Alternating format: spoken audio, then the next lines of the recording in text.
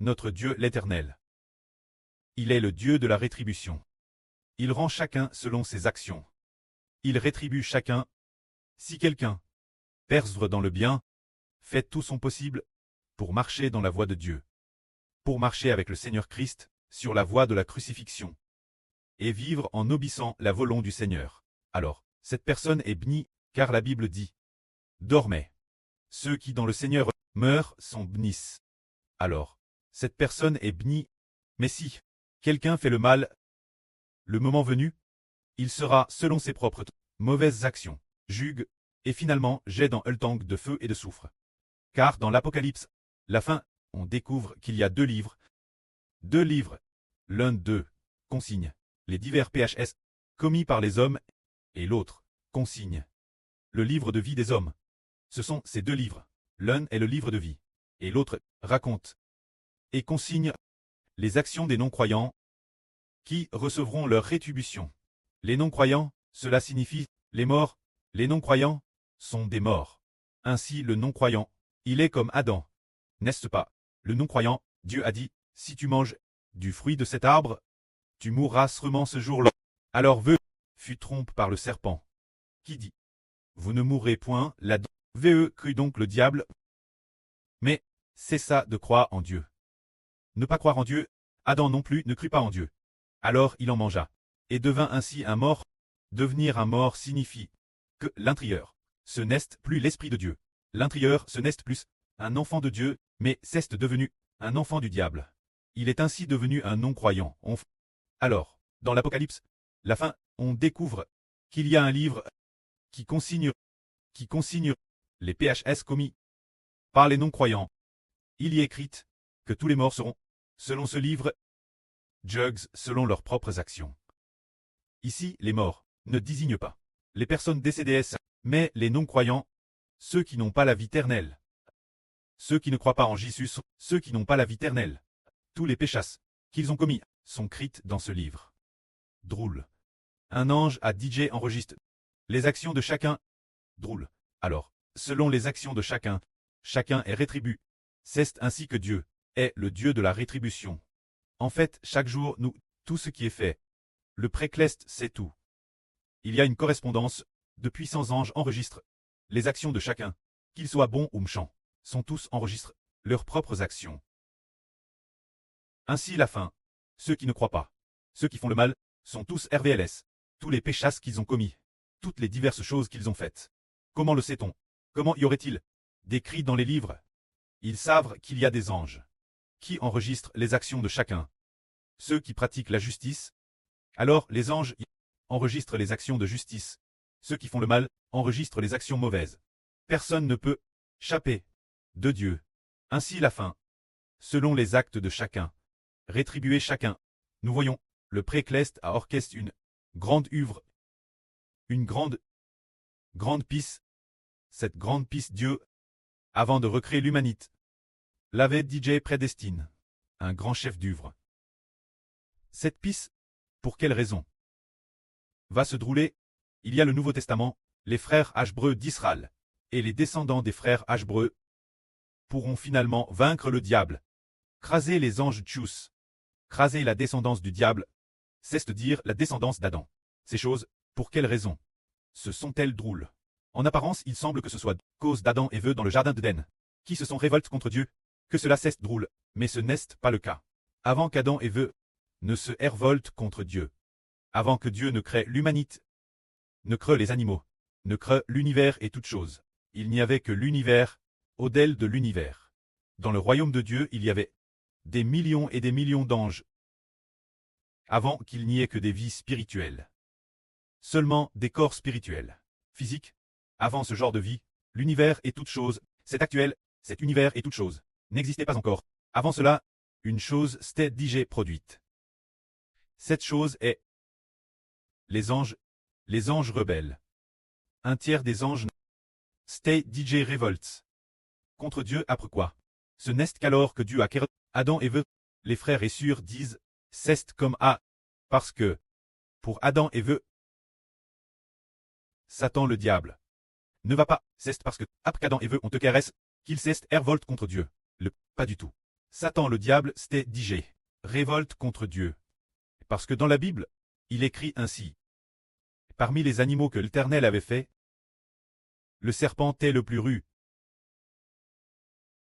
C'est ainsi qu'il écrit dans l'agence. Chez l'Éternel, parmi les animaux CRS, le serpent est le plus rude que tous les autres animaux, plus rude que tous les animaux des champs. Le serpent est le diable Satan. Alors le diable Satan a-t-il été créé par Jéhovah? Il est dit ici que parmi tout ce que Jéhovah a créé, parmi tous les animaux, le serpent est le plus rude. Ainsi le serpent est le diable Satan. Seulement, en utilisant le serpent pour préfigurer le diable Satan.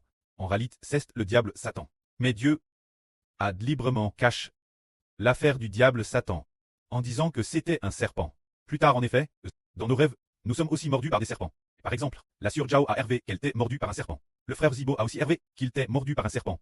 Eh bien, Esther, la sœur Pila, a aussi rêvé qu'elle voyait le frère Zibo se faire mordre par un serpent. Alors, nous voyons que c'était en fait cette inimitié mutuelle.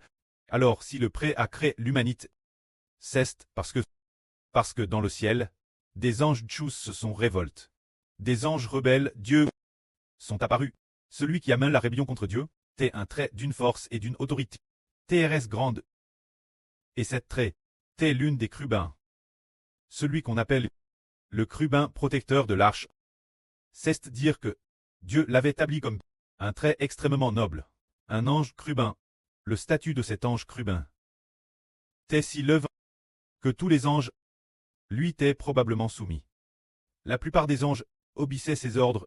Ainsi, en raison de son statut l'œuvre, par la suite, l'orgueil et haine dans son cœur. L'orgueil et haine dans son cœur, voulant esgaler Dieu, très égal de Dieu, et Madame s'emparait du train de Dieu. Finalement,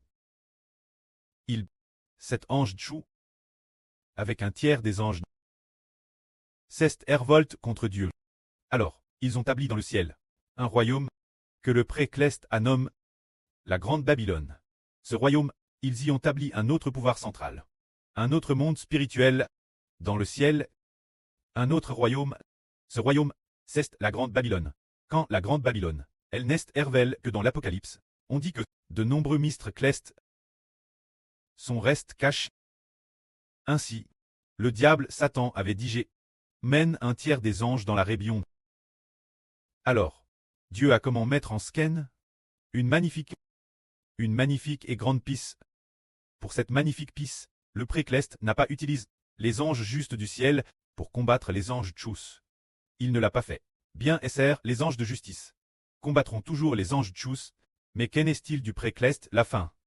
Il ferait qui allait l'emporter sur les anges tchous. Au bout du compte, il a fait en sorte que Israël et les descendants d'Israël viennent. Pour finalement craser, les anges tchous n'est se part. Bien SR la fin. L'archange Michel conduira ces anges clestes pour combattre le diable Satan. Et les anges de Satan. Alors, finalement, l'archange Michel a vaincu, mais détruire définitivement le diable et les anges du diable, cette tche, Dieu va la confier aux frères Hébreux de la Nouvelle Alliance, se dire l'Israël de la Nouvelle Alliance. C'est par la Nouvelle Alliance, Israël et les descendants d'Israël, que cela s'accomplira. Ainsi le précleste savait que les anges s'étaient révoltés contre Dieu. Alors, que devait faire le précleste? Le précleste a fait ceci. D'accord, je vais créer l'humanité. Créer l'homme, l'image de Dieu. Le précleste joue une scène.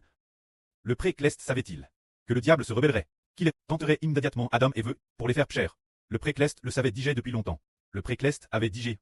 Père destin cette chose. Le diable Satan qui a écrit, ce diable Satan, allait certainement inciter Adam et Ève pécher. De plus, lorsque le précleste a créé Adam et Ève, le précleste les a faune ainsi. Il les a ERS partir de la boue. Pourtant, les enfants d'Israël, de la Nouvelle Alliance aujourd'hui, le précleste ne les a pas CRS avec de la boue, mais il les a ERS par son esprit. Une vie nouvelle, et il fait en sorte que cette vie ne soit plus charnelle, mais devienne une vie spirituelle.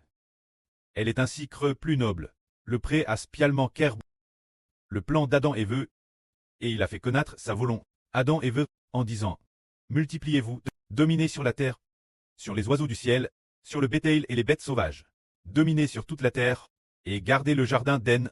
C'est ainsi, et il donna un commandement en disant, ne vous rebellez pas contre Dieu, car si vous vous rebellez, vous mourrez.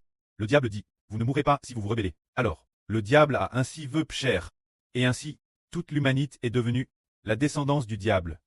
Depuis ce moment-là, l'humanité est devenue la descendance du diable. Mais le pré-clest, DJ prépare. Bien que toute l'humanité soit devenue la descendance du diable, les descendants de Satan le diable, TRS nombreux, eh bien, Dieu va punir le diable.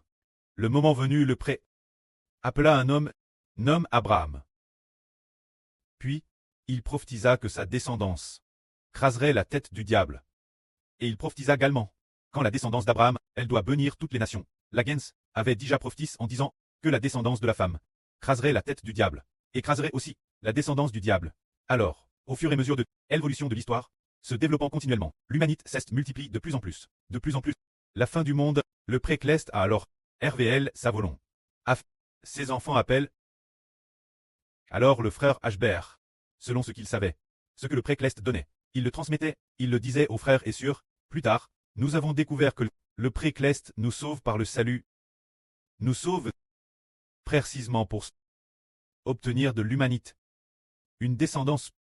Mais ce qui est merveilleux, c'est que lorsque le Seigneur Christ brise les sceaux, ou bien quand il sonne de la trompette, il y a généralement un tiers. Un tiers.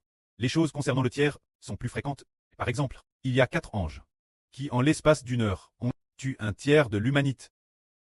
Alors quand on sonne de la trompette, lors du flot sur la terre, un tiers de la terre est brûlé par le feu. Lors du flot sur la mer, un tiers de la mer devient du sang. Le flot sur les fleuves, c'est aussi un tiers. Le flot sur le ciel, le soleil, la lune et l'étoile frappe également un tiers. Il y a toujours ce tiers qui revient. Plus tard, il est dit que l'humanité, un tiers est sauve, et les 2 tiers sont détruits. Alors par la suite, nous devons, il semble que l'esprit du prêt soit l'œuvre pour nous faire comprendre que l'origine un tiers des anges. C'est rebelle. C'est pourquoi. Parmi l'humanité, il sauve un tiers des hommes. Pour combler le nombre des anges rebelles. Ainsi il y a un tiers de sauve.